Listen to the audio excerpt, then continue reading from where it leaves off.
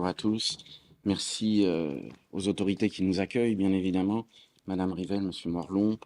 Le lieu est magnifique. J'ai eu l'occasion de faire le tour du bâtiment et effectivement, il y a un art d'être au doigt sur lequel je vais relativement rebondir. Je remercie surtout, évidemment, parce que Chantal Pradine, avec laquelle je communique depuis bientôt une quinzaine d'années, a concrétisé dans ce moment beaucoup de recherches qui, pour moi, tiennent du miracle, en quelque sorte. Et vous allez comprendre qu'il y a une forme de convergence que des travaux antérieurs, que je vais largement présenter et sur lesquels je vais me fonder, me permettent d'adosser ce que vous avez appelé, cher Denis Cordonnier, l'introduction, et je vais tâcher de m'y tenir, avec évidemment quelques considérations sur Georges Pompidou, et cela pourra en surprendre, mais précisément, le rôle de l'historien est de remettre en contexte cette période historique faste, mais également ambivalente, et c'est sur cette ambivalence que je vais évidemment fonder mon propos. Je vais travailler aussi sur les équipements de la route. C'est un ouvrage récent que j'ai publié aux éditions Loubatière, qui sont des éditions toulousaines. Il s'intitule « En tous sens, circuler, partager, sécuriser ». Et évidemment, Madame Rivel, les questions de route, d'environnement aussi, et de mobilité derrière ce sens pluriel qui dépasse très largement les déplacements, eh bien, nous avons là une problématique d'aménagement et de ménagement. Je sais que le mot n'est pas très facile à traduire pour les interprètes, et je m'en excuse par ailleurs, mais par avance, je vais beaucoup courir autour de 40 images, en tout cas slides, que je vais largement décrire. Je vais adosser aussi mon propos avec des considérations sur la sécurité routière. Il se trouve que devant certains spécialistes comme Jean-Pascal Assailly, eh bien, je m'aventurerai sur ce champ pour lequel la délégation interministérielle à la sécurité routière, créée en 1972, du temps de Georges Pompidou, eh bien, m'a demandé un ouvrage que j'ai publié l'année dernière, qui est une anthologie de textes et qui est également disponible sur simple demande auprès de la délégation, et je transférerai la demande si vous le souhaitez. Par ailleurs, cette sécurité routière, pas très loin d'ici, a eu une image parlante, celle de Mazamet, ville rayée de la carte, qui a été l'image que la télévision française en prime time en 1973 avait diffusée, puisque Mazamet approchait les 18 000 habitants, et qu'en un instant, une forme de happening avait mis au sol les 18 000 habitants pour bien montrer ce qui n'était pas une catastrophe arbitraire et en quelque sorte une catastrophe tout simplement hors sol, mais que cela pouvait toucher véritablement des gens. Et donc il y a là toute une réflexion que je vais initier autour oui, d'une relecture de Georges Pompidou, de ses écrits, du nœud gordien, parce que je pense très sincèrement, et il en était tout à fait convaincu, après 1968, et finalement nous vivons sur la crise de civilisation post-68, encore aujourd'hui, il était convaincu que quelque part, et c'est sa lettre de 70, que j'avais exhumée, vous allez le voir, dans un article que j'avais écrit en 1999, et c'est peut-être cet article-là, cher Chantal, qui vous a invité à me contacter, parce que cette lettre pose la question de l'arbre comme étant celle de la civilisation. Ni plus, ni moins. Mais nous sommes là devant un marqueur et un indice de civilisation. C'est quelque chose qui me semble indiscutable. Et donc, dans le socle commun, largement mis à mal dans la société contemporaine, et nous avons parlé d'Ukraine, il y a des situations évidemment beaucoup plus dramatiques, mais la situation de la société française est aussi extrêmement tendue. Et donc, dans ce socle fondamental, je rajoute très volontiers les allées d'arbres, et vous ne m'avez pas posé la question, mais il y en a une dans le Périgord de mon enfance qui est tout à côté et qui, moi, m'a marqué. Alors, les points de départ de mon travail sur le sujet, vous les avez rappelés aussi, Éric, c'est évidemment cet article de 99 sur le président conducteur, et il y avait tout un développement sur la politique de l'arbre. Et puis il y avait aussi une autre réflexion sur la morale de l'environnement, expression que Georges Pompidou emploie dans un discours qu'il prononce à Chicago en 1970. Et ce discours, je l'avais exploré parce qu'il est aussi à l'origine du ministère de l'Environnement. Et donc on est très loin de l'image de la doxa paresseuse, j'y reviendrai, d'un Georges Pompidou essentiellement bétonneur, et on va revenir sur sa personnalité. Et cet ouvrage, je le cite très volontiers, parce que mes études, moi, m'ont orienté vers la civilisation de l'automobilisme, mais j'y ai contribué, et en 2002, c'était le premier ouvrage de l'histoire de l'environnement, ce courant historiographique neuf, très en vogue aujourd'hui, mais qui date de 2002.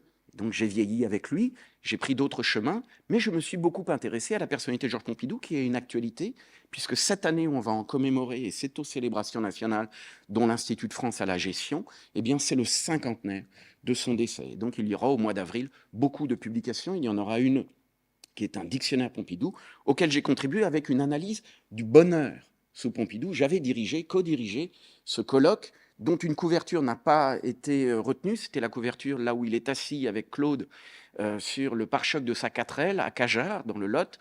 Mais la couverture qui a été retenue est celle de droite, où il est à Brégançon avec son épouse. Et c'est aussi la couverture de l'ouvrage qui a été retenu pour Georges Pompidou intime, que le président Macron avait préfacé. J'avais également publié un ouvrage, je vais y revenir parce que c'est un élément de mon développement, sur le grand dessin parisien de Georges Pompidou, et donc avec toute une équipe de chercheurs, nous nous étions intéressés à Georges Pompidou, aménageur en région parisienne. Mes propres travaux, les voici sur le sujet, sur la période. J'ai publié en plus des 2 autres ouvrages que je viens de vous signaler, un automobile au temps des Trente Glorieuses. Et évidemment, certaines dévastations étaient présentes dans le paysage et on va y revenir. J'ai par ailleurs, et Chantal, vous y aviez contribué en m'adressant des images, j'ai par ailleurs été commissaire de l'exposition culturelle lorsque le mondial de l'automobile était relativement prospère à Paris, en 2018, consacré aux routes mythiques.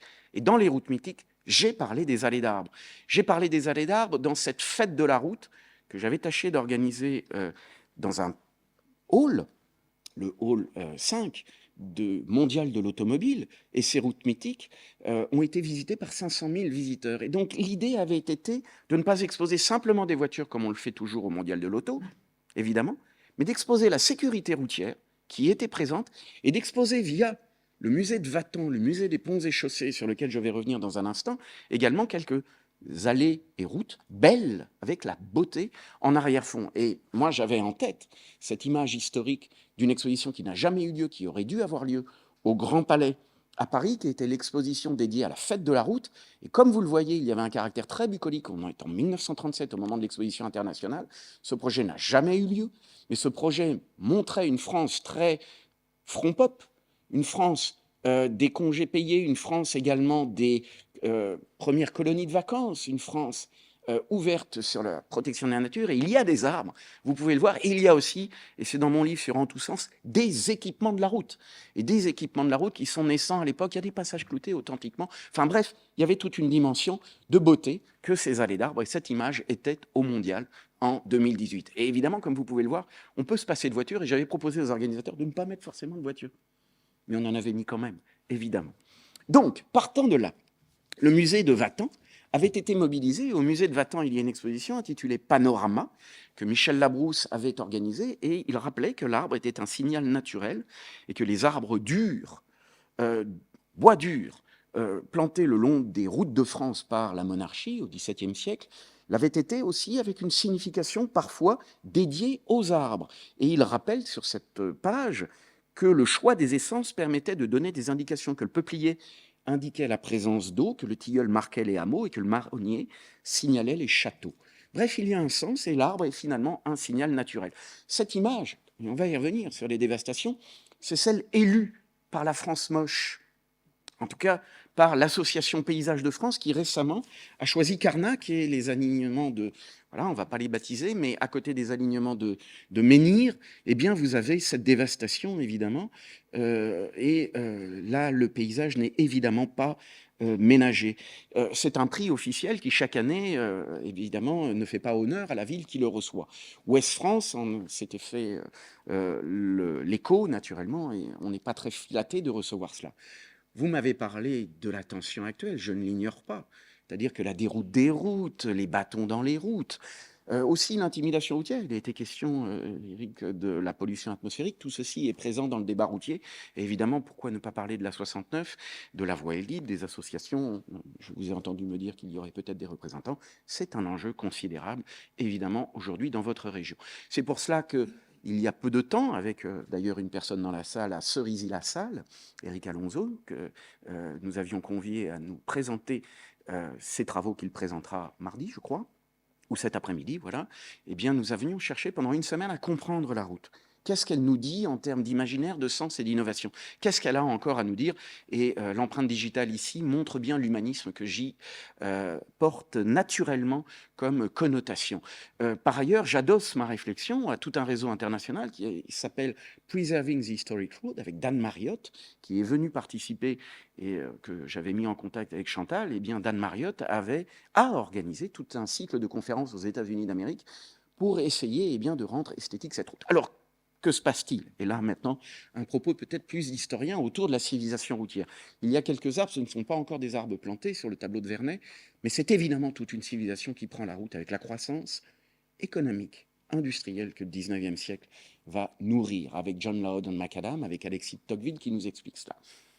Le grand moment, évidemment, de cette adaptation, c'est le moment de l'automobilisation, de ce que j'appelle l'automobilisme, de tout cet écosystème de mobilité motorisée qui va du deux roues à l'autocar au camion et qui prend évidemment le train, si j'ose dire, de la voiture individuelle, mais c'est tout un ensemble. Et évidemment, à un instant T, on l'a bien mesuré avec la Covid, là où les trains s'arrêtaient, les camions continuaient à rouler. Donc il y a une réflexion sur la route, sur son sens qui relie les hommes et qui est un élément du standard de vie non négociable de notre société aujourd'hui. Donc évidemment, si l'on doit réfléchir à la redistribution de cela, eh bien la direction de notre vice-présidente ici perd tout son sens. La mobilité a un sens social. La mobilité a été construite, co-construite avec la société. Il n'y a pas eu de lobbying définitif du monde routier. Il s'est imposé en négociant son acceptation. Et dans les années 30, pendant la crise, la France Travail, cette série de photos que François Collard, le photographe très célèbre de ce type d'organisation et qui a été un photographe officiel de l'État français par la suite, eh bien François Collard, lors de la publication en fascicule du fascicule consacré à la route et au train, présentait une allée d'arbres. Une allée d'arbres. Et ces allées d'arbres, eh bien, elles sont présentes sur tous les aménagements de l'époque. Et François Taucher, dans L'Art de bien conduire, présente aussi des allées d'arbres, évidemment. Et moi, ce qui m'intéresse, c'est que pendant les 30 Glorieuses, et on va arriver à Pompidou, pendant les 30 Glorieuses, ce sont les arbres contre la grande métallisation des chaussées de France. Cette double page, elle est en tous sens. Ce sont évidemment tous les dispositifs de retenue qui contribuent bien, à l'effondrement de la mortalité routière dont vous avez rappelé le pic en 1972, 18 000 morts par an. Et aujourd'hui, évidemment, vous en connaissez le chiffre, un peu supérieur à 3 000, c'est toujours insupportable. Mais la circulation a été plus que décuplée. Donc nous sommes dans des problématiques d'aménagement et de ménagement des bords de route qui aujourd'hui nous permettent d'avoir la problématique esthétique. Alors Georges Pompidou là-dedans. Georges Pompidou est un terrien. Georges Pompidou est né à Montboudif en 1911, il est décédé en 1974, là vous l'avez en action à Cajar, c'est-à-dire toujours fumant. Et là j'ai reproduit la couverture de l'ouvrage très récent publié par Alain Pompidou, très émouvant d'ailleurs, et il est toujours avec sa cigarette, évidemment. Aujourd'hui, ceci est impensable, de même que de voir un président, il peut encore le dire, mais avec quel dégât, dire qu'il adore la bagnole, mais de voir un président au volant serait totalement inconcevable. Donc il y a une dimension de politiquement incorrect que Georges Pompidou assumait. Il était le premier des Français à l'époque et il représentait bien finalement sa population. Et dans le Nœud gordien qu'il publie en 1974, il pointe tous les dégâts du progrès dont il est bien conscient. Et ce livre cristallise évidemment sa réflexion post-68 sur la crise de civilisation. Alors si l'on s'intéresse à lui, comment arrive-t-on à cette lettre tout à fait étonnante, parce que le technocrate auquel on le réduit parfois, le banquier Rothschild, auquel également on les réduit parfois, ne colle pas avec la personnalité qui est attentive à l'humanisme, à la beauté, à la littérature. Et Georges Pompidou a évidemment un héritage national ambivalent de ce point de vue-là. Rappelons Beaubourg, rappelons à Paris l'hôpital Pompidou, il n'y peut rien évidemment. Rappelons la voie express fermée aujourd'hui, je vais y revenir dans un instant. Rappelons sa maison du quai de Béthune, ce sont des plaques. Georges Pompidou avait une politique culturelle très ambitieuse. Et en dehors du président François Mitterrand et de la pyramide du Louvre et de la très grande bibliothèque de Dominique Perrault le long de la Seine dans le 13e arrondissement, eh bien, on est bien en peine d'identifier une telle action culturelle depuis. Cette politique, évidemment, Georges Pompidou l'a incarnée avec ce musée d'art moderne, dont il n'approuvait pas nécessairement les structures de raffinerie, comme on l'a qualifié de l'époque, mais qui est ouvert évidemment sur la culture contemporaine. Georges Pompidou a un destin qualitativement très riche, un destin qui lui permettait aussi, comme amoureux de Paris, comme Premier ministre, puis comme président de la République, de s'investir dans une municipalité qui n'avait pas de maire avant la réforme de 1975 et l'élection de 1977. Et donc Georges Pompidou avait bien été identifié par Louis Chevalier. Louis Chevalier, l'auteur de L'assassinat de Paris. Louis Chevalier, professeur au Collège de France, titulaire de la chaire de démographie parisienne, et qui, évidemment, avait été le condisciple de Georges Pompidou, avec Julien Gracq, qui était invité à l'Élysée lors d'un déjeuner qui avait lieu chaque année. Et Louis Chevalier était très sévère à l'égard de la modernisation du temps de Pompidou. Il l'accusait. Et évidemment, voyez ce jeu de mots, Louis Chevalier est vraiment un très grand lettré, historien de première qualité, disparu en 2001, et il se moquait évidemment de cette politique, il parlait d'éviscération de la capitale. Et le vrai coupable, c'était Georges Pompidou. Et donc, dans cette perspective, il y avait toute une réflexion accusatoire que le décès de Georges Pompidou en 1974 eh bien, n'a fait qu'accélérer et n'a fait qu'aggraver. C'est-à-dire, il est très facile de s'en prendre à Georges Pompidou. Aujourd'hui, il n'a pas vraiment de filiation politique. Il était lui-même dans la filiation du général de Gaulle. Et, somme toute, ce qu'on lui a reproché, mais quand même, cette image est tout à fait spectaculaire, ce qu'on lui a reproché, ce serait d'avoir bétonisé Paris. Alors parlons-en. Parlons-en parce que précisément, il valide la voie express rive droite. Mais vous le voyez, ceci a disparu des derniers éléments. Il avait tenu à conserver des arbres sur la voie express rive droite.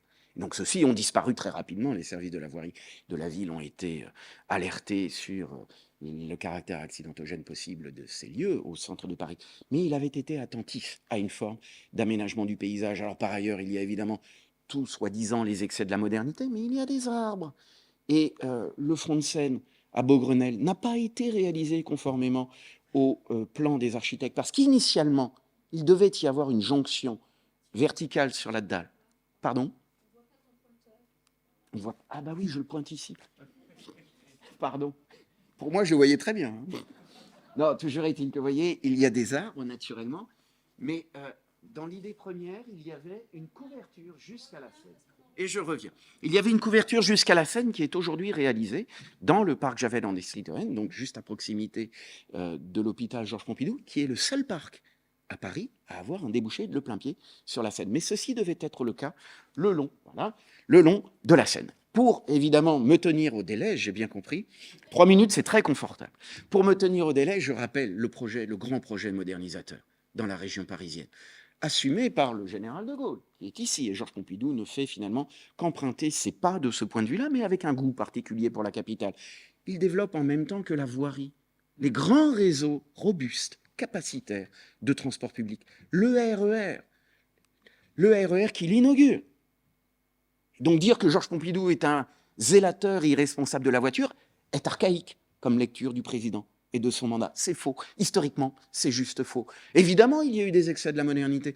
La tentative d'aérotrain. Ah, on en parlerait encore d'un avion à réaction qui passerait à proximité des habitations. Évidemment, ceci n'a pas été réalisé parce qu'il y a eu ce choc, cette entrée en contestation, l'exigence environnementale et patrimoniale d'après 68.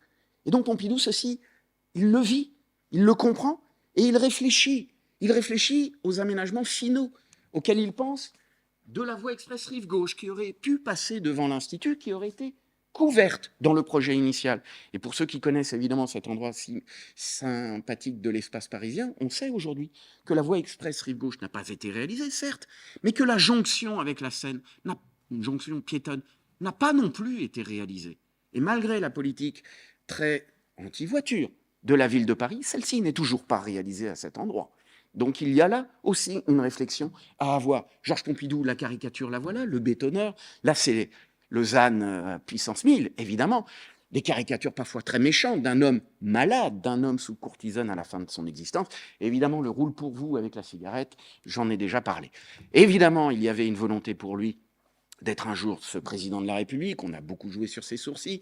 La voie express, les autoroutes, les voilà. Et je termine vraiment pour ma dernière minute, merci Denis, c'est qu'en 1972, évidemment, ça tombe un peu du ciel, mais il y a au mondial, pas au mondial, au Salon de l'Auto, parce que l'appellation n'est pas encore celle de 1998, il y a une exposition, un hall sur l'automobile et l'environnement. Ça fait une petite circularité avec mon travail. Et puis je rappelle tout simplement que cette anthologie de la poésie française est encore utilisée par des collègues dans l'enseignement.